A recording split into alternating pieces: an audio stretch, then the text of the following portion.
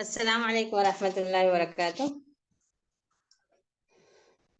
بسم اللہ والحمد للہ والصلاة والسلام علی رسول اللہ۔ اللہم ارنا الحق حقا وارزقنا اتباعه وارنا الباطل باطلا وارزقنا اجتنابه۔ اللہم انفعنا بما علمتنا وعلمنا ما ينفعنا وزدنا علما۔ اللہم یا میسر کل عسیر یسر کل عسیر بتیسیر علیک یسیر۔ اما بعد،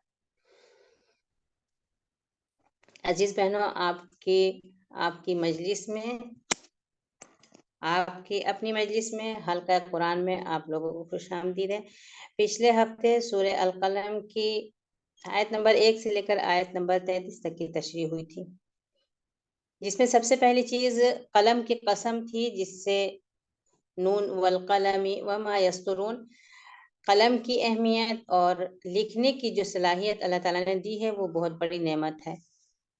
قلم اور لکھنے کی صلاحیت، اس کی قسم تھی، جس سے ہمیں اس کی اہمیت کا اندازہ ہوتا ہے۔ اور اس کے بعد پھر اچھے اخلاق کی تعریف تھی۔ آپ صلی اللہ علیہ وسلم کے اخلاق جو ہم کو سیرت میں اور احادیث میں ملتے ہیں، ان سب کی گواہی، ان سب کے بدلے یہ ایک گواہی کافی تھی جو اللہ تعالیٰ نے نازل کر دی اپنی اس کتاب میں، کہ آپ صلی اللہ علیہ وسلم اچھے اخلاق کے حامل ہیں۔ اور یہ دعوت ہے ہم سب کو اچھے اخلاق کی، کہ اگر اخلاق اچھے نہ ہو تو بہت ساری عبادتیں اور محنتیں اور ریاضتیں ضائع ہو جاتی ہیں۔ اور اس کے بعد پھر تکبر کا ذکر تھا، اور بہت ساری برائیوں کا ذکر تھا جو تکبر کی وجہ سے ہوتی ہیں۔ حلاف، مہین، حماز، مشاء، مناع للخیر، معتد، اثیم، عتل اور ذنیم، یہ ساری چیزیں کس بات کی تھیں؟ کہ ان کان ذا مال و بنین، کہ مال و اولاد کا مالک تھا اور اس پر اس کو تکبر تھا۔ تو تکبر بہت ساری برائیوں کی جڑ ہے، جو انسان کے اندر سرکشی اور ظلم و زیادتی بھی اور گناہگار بھی بنا دیتا ہے اس کو۔ اس کے بعد پھر ایک واقعہ تھا اصحاب الجنہ کا، باغ والوں کا واقعہ تھا، جس میں یہ دکھایا گیا تھا کہ وہ مالدار لوگ غریبوں کا حق مارنا چاہتے تھے، ان کو محروم کرنا چاہتے تھے، لیکن اللہ تعالیٰ کا فیصلہ کچھ اور ہوا، اور ان لوگوں کو پھر یہ اندازہ ہوا کہ اللہ تعالیٰ نے ہم کو جن نعمتوں میں رکھا تھا وہ ہم سے کسی بھی وقت لے سکتا تھا اور چھین سکتا تھا، وہ ہم سے، وہ ہماری نہیں تھی، وہ اللہ تعالیٰ کی نعمتیں تھی، اور اس میں اس کے بندوں کا حق تھا، جس سے مکہ کے جو کمزور اور مظلوم مسلمان تھے، جو اس وقت کفار کی طاقت، ان کی دولت اور ان کی ثروت اور ان چیزوں کی وجہ سے یہ دبائے اور کچھ لے جا رہے تھے، اور ان لوگوں کو اس پر گھمنڈ تھا، تو ان کو اس کا آئینہ دکھا دیا گیا، اور اس دولت و ثروت کی حقیقت دکھا دی گئی تھی کہ پچھلے لوگوں کے ساتھ جو ہوا وہ اگلوں کے ساتھ بھی ہو سکتا ہے،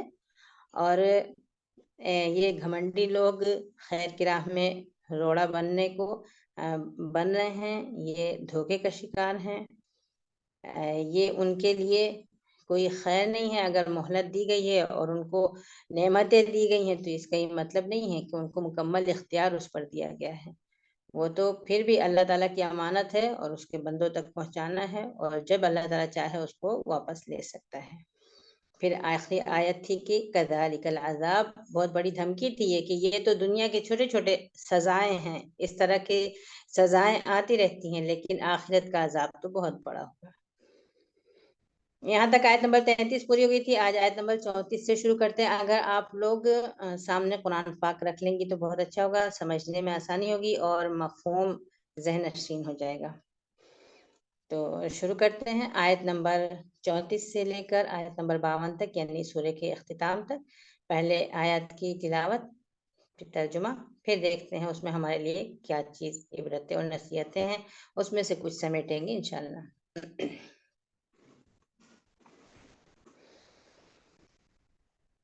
اعوذ باللہ من الشیطان الرجیم، بسم اللہ الرحمن الرحیم۔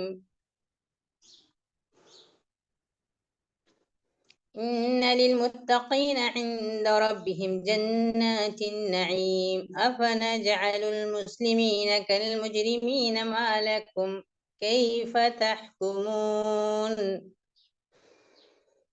أم لكم كتاب فيه تدرسون إن لكم فيه لما تخيرون أم لكم أيمان علينا بالغة إلى يوم القيامة إن لكم لما تحكمون سلهم أيهم بذلك زعيم أم لهم شركاء فليأتوا بشركائهم إن كانوا صادقين يوم يكشف عن ساق ويدعون إلى السجود فلا يستطيعون خاشعة أبصارهم ترهقهم ذلة وقد كانوا يدعون إلى السجود وهم سالمون فذرني ومن يكذب بهذا الحديث سنستدرجهم من حيث لا يعلمون وأملي لهم إن كيدي متين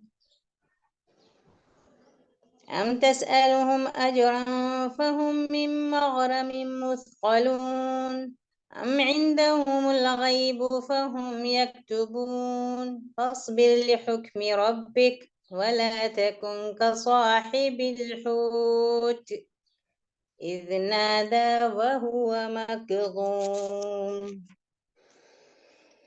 لولا أن تداركه نعمة من ربه لنبذ بالعراء وهو مذموم فاجتباه ربه فجعله من الصالحين وإن يكاد الذين كفروا ليزلقونك بأبصارهم لما سمعوا الذكر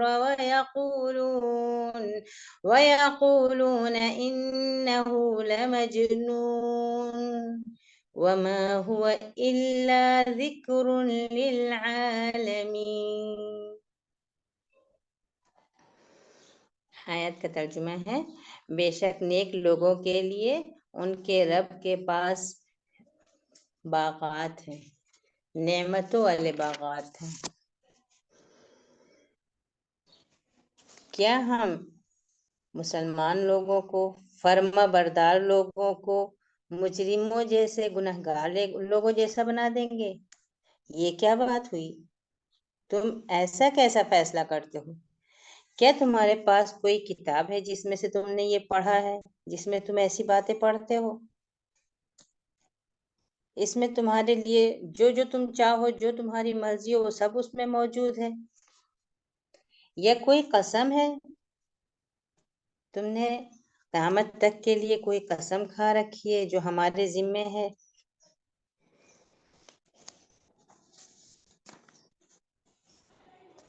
کہ تم جو چاہو وہ فیصلہ کر لو گے؟ یعنی تو ہم نے کوئی قسم تمہیں ایسی دے رکھی ہے قیامت تک کے لیے تمہارے ذمے یہ چھوڑ دیا ہے کہ تم جو چاہو وہ فیصلہ کر لو، یہ اختیار ہم نے دیا ہے تم کو؟ کوئی وعدہ ہوا ہے اس کے لیے؟ پوچھئے، ان سے پوچھئے، ان میں سے کون اس بات کی گواہی دے گا، کون اس بات کی ذمہ داری لے گا؟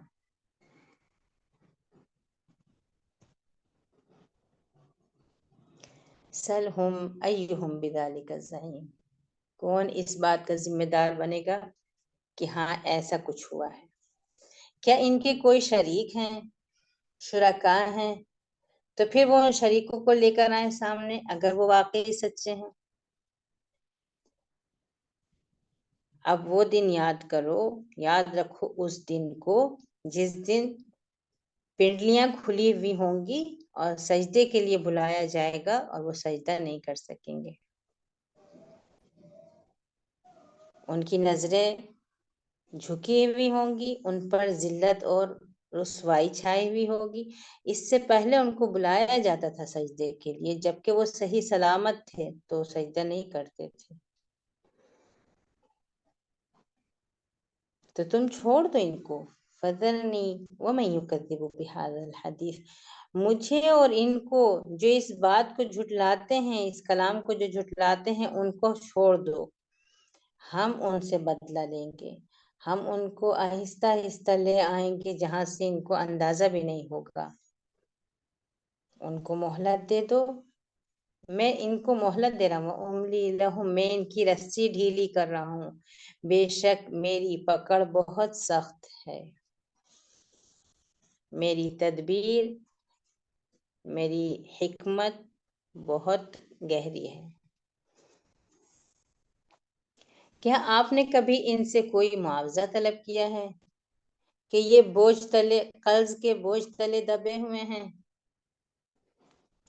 کیا ان کے پاس غیب کا علم ہے جو وہ لکھتے رہتے ہیں؟ کچھ نہیں ہے، تم بس صبر کرو ان کی باتوں پر، اور صبر کرو اپنے رب کا فیصلہ آ جانے تک، اور مچھلی والے نبی کی طرح نہ ہو جانا۔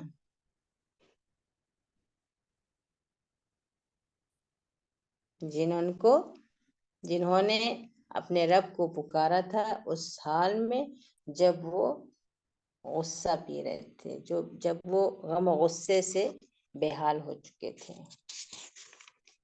اگر ان پر ان کے رب کا احسان نہ ہوتا تو وہ چٹیل میدان میں پھینک دیے گئے ہوتے ذلیل و خوار ہو کر، لیکن ایسا نہیں ہوا۔ ان کے رب نے ان کو منتخب کر لیا اور ان کو نیک لوگوں میں شامل کر لیا۔ اور یہ کافر جب تمہارے منہ سے یہ نصیحتیں سنتے ہیں اور یہ آیتیں سنتے ہیں تو ایسا لگتا ہے کہ یہ اپنی آنکھوں کے زور سے تمہارے قدم ہلا دیں گے، تمہیں ڈگمگا دیں گے، تمہیں تمہاری جگہ سے پھسلا دیں گے، اور یہ کہتے ہیں کہ یہ پاگل ہے، حالانکہ ایسا نہیں ہے۔ یہ تو ایک نصیحت ہے جو سارے جہان کے لیے ہے، تمام لوگوں کے لیے یہ یاد دہانی ہے۔ یہ ترجمہ تھا ان آیت کا۔ اب اس پر غور کریں ہم۔ پہلے آخری آیت جو تھی اب پچھلے سبق کی، پچھلے رکوع کی، کہ کافروں کے لیے ان کے رب کے اور خدا کا عذاب، آخرت کا عذاب تو بہت بڑا ہوگا اگر ان کو اندازہ ہو۔ جیسے سورہ کے موضوع سے ہی سمجھ میں آ رہا ہے کہ یہ مکی سورہ ہے، مسلمانوں کی کمزوری اور پریشانی کے وقت کی ہے، اور یہ ان کے لیے گویا ایک تسلی ہے، ایک تشفی ہے، گویا اللہ تعالیٰ ان کی ہمدردی فرما رہے ہیں اور ان کی دلجوئی کر رہے ہیں، ان کو ہمت دلا رہے ہیں۔ تو جب کافروں کے رویے کا ذکر ہوا اور کافروں کا عذاب بتایا گیا تو پھر فوراً ہی نیک لوگوں کا بھی بدلہ بتایا گیا۔ نیک لوگوں کے لیے کیا ہے؟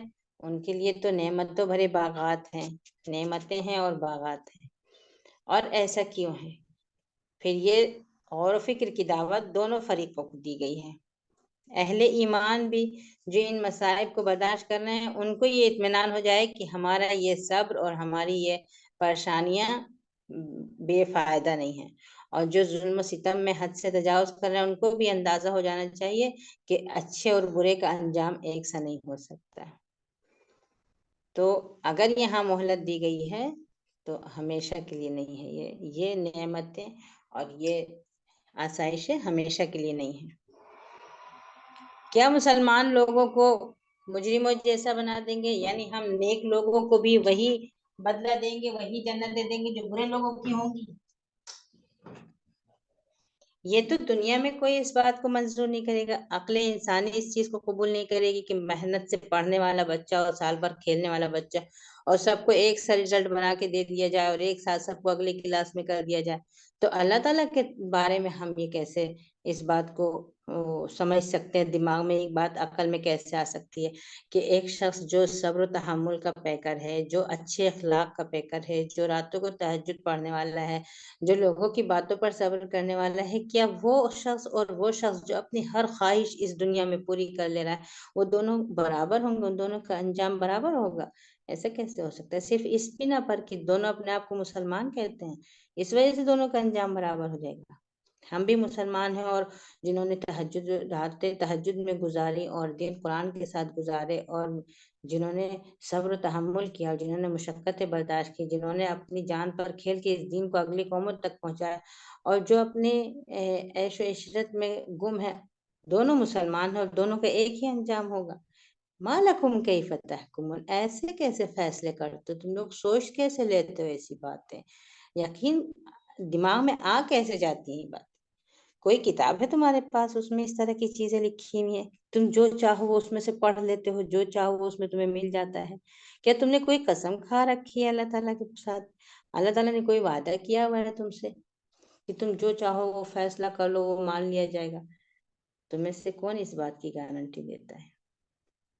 یہ آیات جو اس وقت کفار اور مشرکین کے لیے ضمن میں نازل ہوئی تھی، یہ آیتیں قیامت تک کے لیے ہیں، اور ہر اس شخص کو دعوت فکر دیتی ہیں، سوچنے پر مجبور کرتی ہیں، جو اپنے آپ کو بغیر کسی عمل کے، بغیر کسی کوشش کے، بغیر کسی معاوضے کے جنت کا مستحق سمجھے. ہر چیز کی اپنی قیمت ہوتی ہے، اور جنت بہت قیمتی ہے، اور جنت کی قیمت حاصل کرنے کے لیے جنت کی قیمت ادا کرنا ضروری ہوگی. تب پوچھو ان سے کون اس بات کی گواہی ضمانت لے گا، کون اس بات کی ذمہ داری لے گا کہ ہاں تم مسلمان، نام اگر مسلمانوں کا ہے یا نام بھی مسلمانوں کا نہیں ہے، اس کے بعد تم جو چاہو کرتے رہو، تمہارا سب کچھ معاف ہو جائے گا. کون ذمہ دار ہے اس کا؟ کوئی شرکا ہیں تو لے آئیں شرکا اگر وہ سچے ہیں.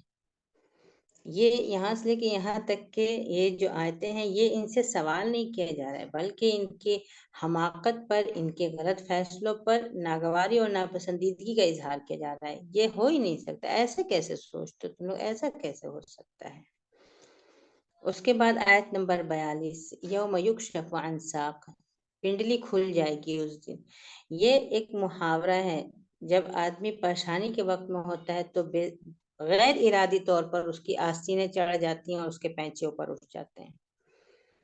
اور خاص طور سے جب جنگ کا یا ایسی کسی مصیبت کا منظر ہوتا ہے تو اس بھاگ دوڑ میں آدمی اپنے کپڑے سمیٹ لیتا ہے، یا عورتیں ہوں یا جو بھی ہوں، اس وقت کسی کو اس کا ہوش نہیں ہوتا ہے. اس وقت قیامت کے دن کی ہولناکی کا ایک منظر ہے یہ، کہ وہ دن ہوگا جب لوگوں کی آستینیں اور پینچے چڑھے ہوئے ہوں گے، ہر ایک اپنی نفسا نفسی اور افراتفری میں ہوگا. اس وقت ان کو اگر سجدہ کرنے کی دعوت دی جائے گی تو وہ سجدہ کر ہی نہیں پائیں گے. اس سے پہلے ان کو بلایا گیا سجدہ کرنے کے لیے، دعوت دی گئی سجدہ کرنے کے لیے، نہیں کر سکے، تو اس دن تو ان کی حالت یہ ہوگی کہ ان کے اوپر ذلت، رسوائی، شرمندگی، خوف، ہراس، ہر کیفیت ان کے اوپر طاری ہوگی، اور اگر وہ سجدہ کرنا چاہیں گے بھی تو نہیں کر سکیں گے. تو وہ یہ مہلت عمل صرف دنیا میں جب تک ہے، اور جب یہاں سے چلے جائیں گے، جس دم روح نکل گئی، پھر مہلت عمل ختم ہو جائے گی. پھر نہ کوئی استغفار کر پائے گا، نہ کوئی صدقہ و خیرات کر پائے گا، نہ کوئی سجدہ کر پائے گا. اگر کوئی نماز پڑھنا چاہتا ہے، کوئی صدقہ و خیرات کرنا چاہتا ہے، کوئی کچھ کرنا چاہتا ہے، وہ ابھی کر لے، یہ امتحان سے پہلے اس وقت کر لے تو کر لے. لیکن پرچہ جمع ہونے کے بعد پھر اس کو کچھ بھی صحیح کرنے کے لیے اور کچھ بھی کرنے کا موقع نہیں ملے. قرآن پاک میں جگہ جگہ اس کا تذکرہ ہے کہ وہ کہیں گے کہ کاش میں واپس جا سکتا کہ میں صدقہ و خیرات کر دیتا. وہاں جا کے ان کو صدقہ و خیرات کرنے والوں کی وہ نظر آئے گی، ان کو جو انعام و اکرام ملا اس صدقہ و خیرات کی وجہ سے. یعنی آدمی کے ہاتھ میں ہے کیا اور کتنا ہے، اس تھوڑی سی چیز کے لیے وہ اس طرح سے اپنا مالک بن جاتا ہے. اور پھر وہ ساری چیزیں جب چھوڑ کے چلا جائے گا وہ، اور اس کمائی کا حساب اس کو دینا پڑے گا، اور کام اس کے کچھ بھی نہیں آئے گی وہ کمائی، تو ظاہر سی بات ہے پھر وہاں وہ آرزو کرے گا کہ کاش کہ میں وہ سارا مال وہاں چھوڑ کے آیا ہوں، اور کہاں سے کمایا اور کہاں خرچ کیا حساب مجھے دینا پڑ رہا ہے، تو میں اس کو صدقہ و خیرات کر دیتا اگر، تو آج وہ میرے کام آیا ہوتا. تو پھر وہ وہاں وہ آرزو کرے گا کہ میں واپس چلا جاؤں تاکہ میں صدقہ و خیرات کروں، یا لعلی اعمل صالحا فیما ترکت، تو مجھے واپس بھیج دیا جائے، میں وہاں پر پھر کچھ نیکیاں کر کے آ جاؤں. تو اس کا موقع پھر نہیں ملے گا. یہ قیامت کا ایک منظر اور وہاں کی پریشانی اور بے بسی کے تصویر کھینچنے کے بعد، اس کے بعد پھر اللہ تعالیٰ ان لوگوں کو دھمکی دے رہے ہیں، بہت سخت دھمکی ہے یہ. فَذَرْنِي وَمَن يُكَذِّبُ بِهَذَا الْحَدِيثِ، یہ لوگ جو اس کلام کو جھٹلا رہے ہیں، یہ تم کو نہیں جھٹلا رہے ہیں، یہ مجھے جھٹلا رہے ہیں. یہ تمہاری بات کی تکذیب نہیں کرنا ہے، یہ میری بات کی تکذیب کرنا ہے. تو ان کی جنگ تم سے نہیں ہے، مجھ سے ہے. یہ جو دشمنی کر رہے ہیں تم سے نہیں کر رہے، تو تم چھوڑ دو ان کو چھوڑ دو، ہم ان کو سمجھیں گے. کتنی بڑی دھمکی ہے یہ اللہ تعالیٰ کی طرف سے، اور ساتھ ہی ساتھ کتنی بڑی تسلی ہے یہ نبی کریم صلی اللہ علیہ وسلم اور صحابہ کے لیے. ایک طرف تو ان کے لیے یہ تنبیہ ہے کہ یہ تمہارا مقابلہ رسول اور صحابہ سے نہیں ہے. تم جو جھٹلا رہے ہو وہ ان کا کلام نہیں ہے، اور تم کو اگر مہلت مل رہی ہے تو یہ مت سمجھو کہ تمہارے لیے خیر ہے. اسی راستے سے تم اپنی ہلاکت کی طرف جا رہے ہو. سنستدرجہم من حیث لا یعلمون. آہستہ آہستہ ان کو ان کی ہلاکت کی طرف لے جایا جائے گا، اس انداز سے کہ ان کو پتہ بھی نہیں چلے گا. اور ہم ان کو مہلت دے رہے ہیں تو بے بسی کی بات نہیں ہے. ایسا نہیں ہے کہ ہم ان سے انتقام نہیں لے سکتے یا ان کو سزا نہیں دے سکتے، ایسی کوئی بات نہیں ہے. یہ تو اللہ تعالیٰ کی پکڑ بہت مضبوط ہے اور اس کی تدبیر بہت محکم ہے، لیکن اس نے اپنی حکمت کے تحت ان لوگوں کو مہلت دی ہوئی ہے. اس مہلت میں آزمائش دونوں کے لیے ہوتی ہے. ایک طرف تو اہل ایمان کے لیے آزمائش ہوتی ہے اور ایک طرف اہل کفر کے لیے. دیکھیے، اہل ایمان جب وہ کمزوری کے وقت میں ہوں تو وہ غم نہ کریں، وہ اس بات پر یقین رکھیں کہ ان کافروں کا مقابلہ ان سے نہیں ہے، وہ اللہ تعالیٰ ان سے بدلہ لینے والا ہے اور اللہ تعالیٰ ان کو سزا دینے والا ہے. اور اگر یہ اہل ایمان طاقت کے زور پر ہوں، طاقت کے مقام پر پہنچ جائیں، غلبے کے مقام پر پہنچ جائیں، تو ان کو پھر اس پر فخر نہ ہو کہ یہ ہماری صلاحیت اور ہماری طاقت اور ہماری تدبیر اور ہماری ترکیب کی وجہ سے یہ فتح ہوئی. تو بھی ان کو یہ یقین رہے کہ یہ جو کچھ ہوا وہ اللہ تعالیٰ کی طرف سے ہوا.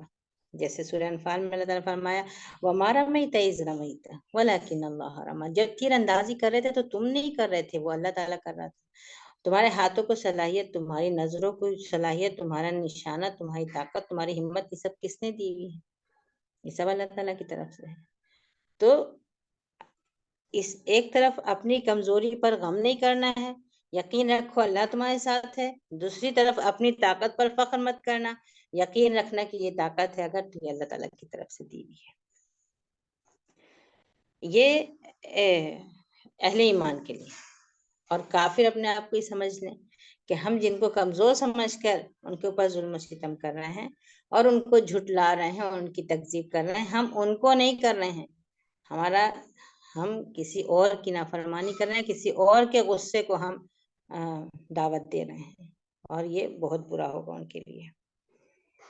اور جو مہلت اللہ تعالیٰ دے رہا ہے اس سے وہ کسی غلط فہمی میں نہ پڑے. اللہ تعالیٰ کی پکڑ تیار ہے، اور اس کی جو مہلت اس نے دی ہے یہ ایک آزمائش ہے. ایک تو کافروں کے لیے آزمائش یہ ہوتی ہے کہ وہ مزید ظلم، مزید سرکشی اور مزید عناد میں پڑ جاتے ہیں. وہ یہ سمجھتے ہیں کہ کوئی ہمارا کچھ کر ہی نہیں سکتا. اگر ایسا ہی، اگر یہ لوگ بہت اللہ والے ہیں اور بہت اللہ تعالیٰ چاہتے ہیں، اللہ تعالیٰ ان کی مدد کیوں نہیں کرتا؟ اللہ تعالیٰ ان کو جتا کیوں نہیں دیتا؟ اللہ تعالیٰ ان کو بچا کیوں نہیں دیتا؟ ہم اتنا برا کر رہے ہیں تو اللہ تعالیٰ ہم کو پکڑ کیوں نہیں لیتا؟ اللہ تعالیٰ ہم کو سزا کیوں نہیں دیتا؟ تو سزا نہ ملنا ان کو ان کے گناہوں کی اور مسلمانوں کو ستانے کی، تو وہ اس کا مطلب یہ سمجھتے ہیں کہ نہیں ہم آزاد ہیں. یہ ان کے لیے یہ آزمائش ہے جو ان کی گناہوں میں ان کو آگے بڑھاتی چلی جاتی ہے. ساتھ ساتھ یہ آزمائش اہل ایمان کے لیے بھی ہے. جو کمزور ایمان والے لوگ ہوتے ہیں وہ یہاں پر بول پڑتے ہیں کہ کیا ہم حق پر نہیں ہیں؟ کیا ہم صحیح پر نہیں ہیں؟ کیا ہم اللہ تعالیٰ کی دین پر نہیں ہیں؟ پھر اللہ تعالیٰ کیوں ہماری حفاظت نہیں کر رہا ہے؟ اللہ تعالیٰ کیوں اپنی مدد نہیں بھیج رہا ہے؟ اللہ تعالیٰ کیوں وہ لوگ اتنی نافرمانی کر رہے ہیں، وہ لوگ اتنا ایسا کر رہے ہیں، پھر اللہ تعالیٰ ان کو سزا کیوں نہیں دے رہا ہے؟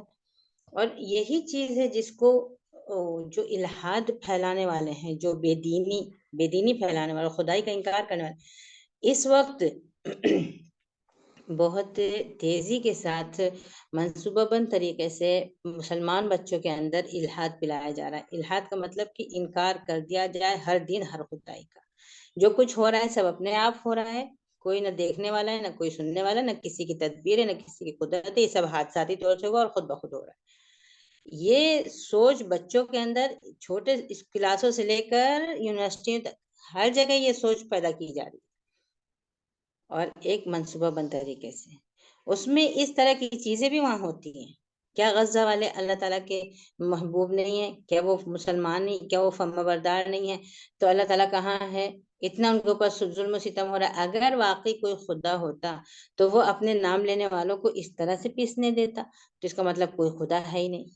اگر وہ لوگ نیک تھے تو اللہ تعالیٰ نے ان کی مدد کیوں نہیں فرمائی؟ اگر یہ لوگ برے تھے تو اللہ تعالیٰ نے ان کو سزا کیوں نہیں دی؟ اس کا مطلب کہ وہ نہ دیکھ رہا ہے، نہ سن رہا ہے، اور ہے ہی نہیں۔ تو اس طرح کی چیزیں لے کے جو اہل ایمان کے ایمان کو مضبوط کرتی ہیں، جو جب غزوہ احزاب کا موقع تھا اور اس وقت بھی پچھلے دروس میں تذکرہ ہوا اس سے پہلے کہ جب فوجیں آ گئیں، جب دشمنوں کے سارے قافلے آ چکے تھے اور یہ لوگ کمزور تھے، اور منافق ان کو اپنے نظر سے دیکھ رہے تھے، ان کو یہ لگ رہا تھا کہ بس ختم ہے آج یہاں یہ کہانی، لیکن اہل ایمان اس کو اللہ تعالیٰ کی طاقت سے اس طاقت کا مقابلہ کر رہے تھے، اور ان کو اس وقت بھی یقین تھا کہ ہاں ہم کامیاب ہوں گے، اور کیسر و کسرا کے خزانے جو پتھر کے چمک میں دیکھے گئے ہیں یہ ہمارے ہاتھ میں آئیں گے۔ تو جو مضبوط ایمان والے لوگ ہوتے ہیں، یہاں اس مہلت میں ان کا ایمان اور بڑھتا جاتا ہے، لیکن جو کمزور ایمان کے یا منافق لوگ ہوتے ہیں وہ فوراً بول جاتے ہیں کہ متی نصر اللہ لما لم ینصرنا اللہ، کیوں اللہ تعالیٰ ہماری مدد نہیں کر رہا ہے؟ کیا ہم حق پر نہیں ہیں؟ کیا ہم سچ نہیں ہیں؟ ہم اتنا وہ کرتے ہیں، ہم اتنی قربانی دیں، ہم اتنا برداشت کریں، اور اللہ تعالیٰ کی طرف سے کچھ بھی نہ ہو۔ اور وہیں کافر جو ہوتے ہیں ان کو بھی اور پھیلنے اور سرکشی کرنے کا موقع مل جاتا ہے کہ ہم اتنا غلط کر رہے ہیں تو کیوں نہیں اللہ تعالیٰ ہم کو لولا یعذبنا اللہ بذنوبنا، ہم کو ہمارے گناہوں کی سزا کیوں نہیں مل رہی ہے؟ اس کا مطلب کہ نہیں ہے کوئی خدا، نہیں ہے کوئی خدائی، اور ہم آزاد ہیں۔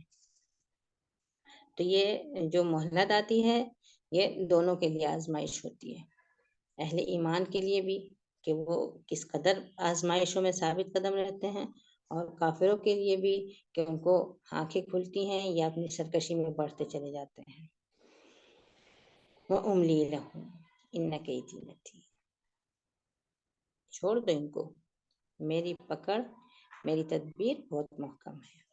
اس کے بعد پھر دوبارہ ان کی تنبیہ اور توبیخ ہو رہی ہے کہ یہ دعوت قبول کرنے میں، اس کی سچائی کے اعتراف میں کیا چیز مانے ہے؟ کیوں نہیں تم اس کو قبول کر لیتے؟ کیا کوئی اجر مانگا جا رہا ہے؟ کیا اس کا کوئی معاوضہ دینا پڑ رہا ہے تمہیں؟ اس وجہ سے تم بوجھل ہوئے جا رہے ہو؟ یا کوئی غیب کے خبریں تمہارے پاس ہیں جہاں سے تم یہ ساری چیزیں لے کر آ رہے ہو؟ کچھ نہیں۔ پھر نبی کریم صلی اللہ علیہ وسلم کو مخاطب کر کے ان کو تسلی دی جا رہی ہے، اصل جو جنگ چل رہی ہے، اصل جو آزمائش ہے دعوت کے میدان میں، وہ ہے صبر۔ اور جو بھی اس کام کے لیے اٹھے گا اس کو اندازہ ہوگا کہ یہ کام کس قدر صبر چاہتا ہے۔ فاصبر لحکم ربک، تم صبر سے اپنے رب کا فیصلہ آنے کا انتظار کرو۔ کس چیز پر صبر؟ ان کے جھٹلانے پر صبر، ان کے ستانے پر صبر، ان کے سرکشی پر صبر، ان کے پلٹ جانے پر صبر، باطل کے پھلنے اور پھولنے پر صبر۔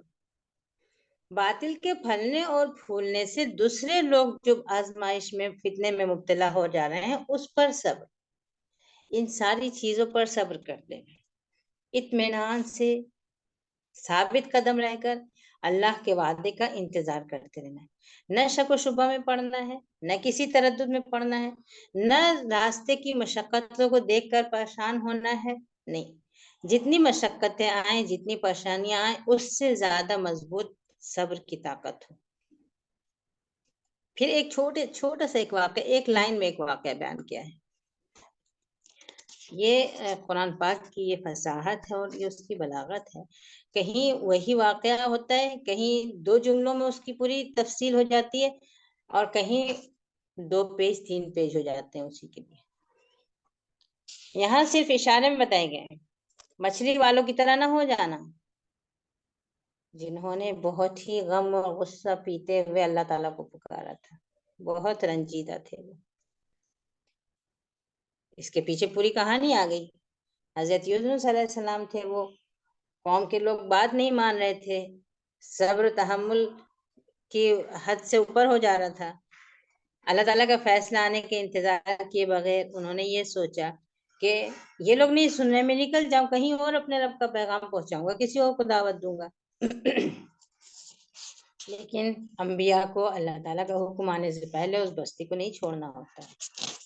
تو جب انہوں نے وہ بستی چھوڑ دی تو پھر وہ وہاں سے نکل کر کشتی میں بیٹھے، اور کشتی میں اور پھر تو سیلاب آنے لگا، اور پھر یہ ہوا کہ کوئی اس میں ہے جو اپنے آقا کی مرضی کے بغیر آیا ہوا غلام ہے، قرآن اندازی ہوگی اور اس کو باہر پھینک دیا جائے گا۔ قرآن اندازی میں یونس علیہ السلام کا نام نکلا، سارے مسافر حیران تھے، ایسا کیسے، یہ تو بہت نیک انسان ہے۔ ان کو اندازہ ہو گیا میں ایک غلام، ایک بندہ اپنے رب کی مرضی کے بغیر نکل کے آ گیا۔ میں نے کہا نہیں، یہ میرا قرآن کا میرا نام قرآن میں آیا ہے تو پھر یہی کرنا ہوگا، پھینک دو۔ ان لوگوں نے اٹھا کے ان کو نیچے پھینک دیا، سیلاب طوفان رک گیا، کشتی چل دی اور وہ نیچے چلے گئے۔ اس پہ بھی اللہ تعالیٰ کی رحمت دیکھیے، مچھلی نے ان کو نگل لیا، مرے نہیں، مچھلی کے پیٹ میں رہ کے بھی کھال خراب ہو گئی ہوگی، اور مستقل گیلے اور پانی پانی میں رہنے کی وجہ سے جو بھی پریشانی ہوگی، تفاسیر میں اس کا تذکرہ موجود ہے۔ جو بھی ان کی حالت ہوئی تھی، بہت کمزور، بہت لاغر، بہت پریشان، لیکن پورا ہوش، دل و دماغ، زبان، ہر چیز چل رہی تھی، اور مچھلی کے پیٹ کی تاریکیوں میں وہ اللہ تعالیٰ کو پکار رہے تھے، اور وہاں بھی وہی ان کی پکار سننے والا تھا۔ تو تسلی اور یقین، پریشانی کو دور کرنے والا وہی ہے، لیکن تم بے صبری کا اظہار مت کرنا جیسے انہوں نے کر دیا تھا، نہیں، ان کی مخالفتوں پر صبر سے جمے رہو، اللہ تعالیٰ دیکھ رہا ہے تمہیں اور وہ تمہاری مدد کرنے والا ہے۔ پھر اللہ تعالیٰ ان کی حالت پر اللہ تعالیٰ نے رحم فرمایا، ان کو معاف کیا، مچھلی نے ان کو لا کے باہر ڈال دیا، اور پھر باہر بھی وہ بے حال اور بدحال اور قابل مذمت پڑے رہتے، لیکن ایسا نہیں ہوا، اللہ تعالیٰ نے ان کو منتخب کیا اور ان کو صالحین میں شامل کر دیا، اور پھر وہ صحت اور تندرست ہو کے، صحت مند ہو کے واپس اپنی بستی میں گئے، اور پھر وہاں ان کا استقبال ہوا، لوگوں نے ان سے معافی تلافی کی، اس لیے کہ ان کے اوپر عذاب آ گیا تھا، اور ان کی ایسا کسی قوم کے ساتھ نہیں ہوتا کہ عذاب آئے اور واپس چلا جائے، لیکن چونکہ ان کے ساتھ ایسا ہوا تھا کہ نبی ان کے چلے گئے تھے، اللہ تعالیٰ نے اپنی رحمت سے ان کا عذاب واپس کر دیا، اور وہ بستی ایمان لے آئی۔ اس واقعے کو سامنے رکھو، اور اس کے بعد پھر جو حالات تمہیں پیش آ رہے ہیں اگلی آیت میں، یہ کافر جب تم قرآن پڑھ کے سناتے ہو، نصیحت کرتے ہو، تو اس طرح سے تمہیں دیکھتے ہیں، اس طرح سے تمہاری مخالفت کرتے ہیں، اور اس طرح سے نظروں سے لگتا ہے کہ یہ تم کو تمہارا قدم ہلا دیں گے، یا تم کو تمہاری جگہ سے پھسلا دیں گے۔ یعنی مخالفتیں جو ہوتی ہیں وہ کتنی طرح سے ہوتی ہیں۔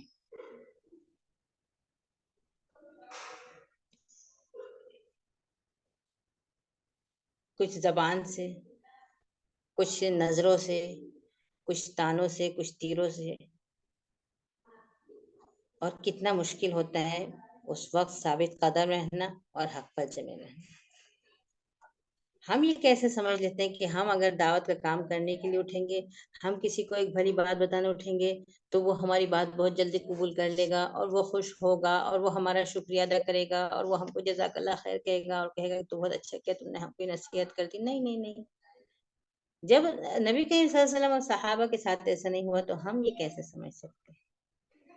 یہ تو قیامت تک کے لیے نازل ہو گئی یہ آیتیں، اور سب کے لیے اس میں نصیحت ہے۔ دعوت و تبلیغ کا کام کرنے کے لیے اگر اٹھو گے، تو اگر اللہ کے دین کو اللہ کے بندوں تک پہنچانے کی ذمہ داری اٹھانا ہے، جو کہ اٹھانا ہی ہے، اسی کے لیے تم کو اللہ تعالیٰ نے خلیفہ فی الارض بنایا ہے، تو اگر یہ ذمہ داری اٹھانا ہے کہ ہم اللہ کے دین کو اللہ کے بندوں تک پہنچائیں گے، تو پھر سامنے سے نظروں کے، زبان کے، اشاروں کے، طنز، تیر، تانے، سب کچھ آئیں گے، لیکن ہر چیز کو برداشت کرنے کا دل رکھنا، اپنے دل کو اتنا مضبوط کر لینا ہے کہ اس کی وجہ سے ہم متاثر نہ ہوں، پریشان نہ ہو جائیں، بے صبرے نہ ہو جائیں، بد اخلاق نہ ہو جائیں، اسی اخلاق سے بدلہ نہ لینے لگیں، اسی طرح سے ان کا جواب نہ دینے لگیں، اور کہیں ہم دعوت کو بند کر کے بیٹھ نہ جائیں۔ یہ دونوں چیزیں نہیں ہونا ہے، نہ بری زبان سے برائی کا بدلہ دینا ہے برائی سے، اور نہ بھلائی کو گھر میں رکھ کر دروازہ بند کر لینا ہے، دونوں چیزیں نہیں کرنا ہے۔ آیت سورہ شروع ہو رہی تھی اخلاق کے تذکرے سے، اور ختم ہو رہی ہے اسی اخلاق کے لیے، اور شروع ہوئی تھی تو کہا تھا ما انت بنعمت ربک مجنون، ما انت بنعمت ربک بمجنون، یہ جو قرآن تمہارے اوپر نازل ہوا ہے تم اس کی وجہ سے تم پاگل نہیں ہو، مجنون کچھ اور ہوتے ہیں۔ اور سورہ ختم ہو رہی تو بھی وہی بات ہے، یہ قرآن سنتے ہیں تو کہتے ہیں کہ یہ مجنون ہے، نہیں یہ جنون نہیں ہے۔ تو ایسی ایسی باتیں کی جائیں گی، تم چھوٹی سی بات نہیں برداشت کر سکتے۔ ہم کو کوئی کہتے کہ بہت قابل ہوئی، بہت ملانی ہوئی ہے، بہت آپا ہوئی ہے، بہت بڑا بتانے آئی ہیں، ہم یہ بھی نہیں برداشت کر پانا ہے، نہیں، اس سے بھی سخت سخت بات سامنے آئیں گی اور برداشت کرنا ہوگی، تب وہ ہوگا عظیم اخلاق کا حامل، تب ہو کے، اور تب اس دعوت کو پہنچانے کے لائق ہوں گے۔ تو آیت کے شروع میں جب قلم اور لکھائی کی قسم کھا کے جو بات کی گئی ہے، آیت سورے کے ختم میں بھی وہی بات پھر یاد دلائی جا رہی ہے۔ یہ قرآن تمہارے رب کی طرف سے نعمت ہے، یہ نصیحت ہے، یہ ہدایت ہے، بغیر اس کے اس زندگی کو گزارنا گمراہی اور اندھیرا ہے، کامیابی کے لیے یہ بہت ضروری ہے۔ اور یہ صرف اس لیے نہیں ہے کہ تم پڑھتے رہو سیدھے چلتے رہو، تمہاری ذمہ داری خود پڑھنا ہے، دوسروں کو پڑھانا ہے، خود سمجھنا ہے، دوسروں کو سمجھانا ہے، خود عمل کرنا ہے، دوسروں کو عمل کرانا ہے، پھر اس کی راہ میں جو مخالفت اور اذیت آئیں گی اس کو برداشت کر لینا ہے۔ اس کے بعد سب سے آخری آیت جو ہے وما هو الا ذکر للعالمین، غور کریے اس آیت پر، جب اس وقت جب نازل ہوئی ہوگی اس وقت کا تصور کر کے اس پہ غور کریے، یعنی دعوت ابھی صرف مکہ میں ہے، اور مکہ میں بھی مظلوم اور بے بس ہے، اور اس پر اتنی رکاوٹیں ہیں، اور اتنی پابندیاں ہیں، اور اتنے ظلم و ستم ہے، اور اتنی مخالفتیں ہیں، اور اس ماحول میں، اس کمزوری کے، بے بسی کے اس ماحول میں اس وقت یہ بشارت آ گئی ہے، یہ نصیحت سارے جہان کے لیے ہے، صرف مکہ والوں کے لیے نہیں ہے، سارے جہان کے لیے۔ اس وقت ان کو یقین دلا دیا گیا تھا کہ تم جو دعوت لے کر اٹھے ہو، جو مکہ میں بھی ابھی پھیلنا تمہیں مشکل لگ رہی ہے، فکر نہ کرو، یقین رکھو، یہ بڑھے گی، یہ پھیلے گی، یہ غالب آ کر رہے گی، یہ ساری دنیا تک پہنچے گی، کونے کونے میں پہنچے گی، لیکن سفر ذرا مشکل ہوگا۔ اور آج بھی ہم کو یقین کر لینا چاہیے، جو پیشن گوئی، جو بشارت اس وقت کے لیے تھی، وہ ہمارے لیے بھی نصیحت ہے۔ اللہ کا دین غالب ہو کر رہے گا، اس کو کوئی بجھانے والا بجھا نہیں سکتا، کوئی روکنے والا اس کو روک نہیں سکتا، لیکن مسئلہ یہ ہے کہ وہ کس کے ذریعے ہوگا۔ اگر ہم اور آپ نہیں ہوئے تو کوئی تیسرا ہوگا، اللہ تعالیٰ کسی کو منتخب کرے گا، جس کو اس کی توفیق دے گا، جس کی ہدایت دے گا۔ کوئی شخص، کوئی انسان، کوئی فرد اپنی صلاحیت اور اپنی طاقت سے کوئی کام نہیں کرتا ہے، صرف انسان ہمت کرتا ہے، ارادہ کرتا ہے، اس کی صلاحیتیں، اس کی طاقتیں، اس کی قدرتیں، اس کی ہمت افزائی سب کچھ پیچھے سے ہوتی ہے، غیب سے ہوتی ہے ساری مدد۔ صرف یہ عزم کر لینا کہ یہ دعوت، یہ دین جب غالب ہو کر رہنے والا ہے تو کسی اور سے کیوں ہو، مجھ سے کیوں نہ ہو، میں کیوں نہ اس کو پہلے قبول کرنے والی ہو جاؤں، اور پہلے عمل کرنے والی ہو جاؤں، اور پہلے اس کی دعوت دینے والی ہو جاؤں۔ ایسا کیوں ہو کہ پہلے میں اس کو کمزوری کی حالت میں آزمانے کے انداز میں دیکھوں، روکنے کے انداز میں دیکھوں، جب دیکھوں کہ نہیں اب تو سب اس میں داخل ہو گئے، اب تو وہی چل گیا، تو پھر میں بھی ساتھ میں چلنے لگوں، نعوذ باللہ۔ اللہ تعالیٰ ہم کو اور آپ کو توفیق عطا فرمائے، ہم سننے والے، سمجھنے والے، عمل کرنے والے، اس کی دعوت و تبلیغ کرنے والے ہوں۔ اللہ تعالیٰ ہم کو وہ یقین عطا کرتے جو ہمارے سامنے دنیا کی ہر آزمائش کو آسان کر دے۔ اللہ تعالیٰ ہم کو وہ نیکی، وہ اطاعت، وہ بندگی عطا کر جو ہمارے لیے جنتوں کے راستے آسان کرتے۔ ظاہر سی بات ہے مختلف عمل کے لوگوں کا انجام مختلف ہوگا۔ اللہ تعالیٰ نیک عمل کی توفیق عطا فرمائے، اپنی رضا عطا کرے اور جنت عطا کرتے ہیں۔ نبی کریم صلی اللہ علیہ وسلم کی شفاعت اور ان کے ہاتھ سے آب کوثر عطا کرتے ہیں۔ اور جس نے یہاں آج اس ملاقات میں ہم کو جمع کیا ہے وہ قیامت کے دن آمنے سامنے مسندوں پر جمع کرتے ہیں۔ اقول قولی هذا واستغفر الله لي ولكم ولجميع المسلمين اللهم اغفر لنا ولوالدينا ولمعلمينا ولمن لهم حق علينا وللسامعين اللهم صل وسلم على نبينا محمد وعلى اله وصحبه اجمعين سبحانك اللهم وبحمدك اشهد ان لا اله الا انت استغفرك واتوب اليك۔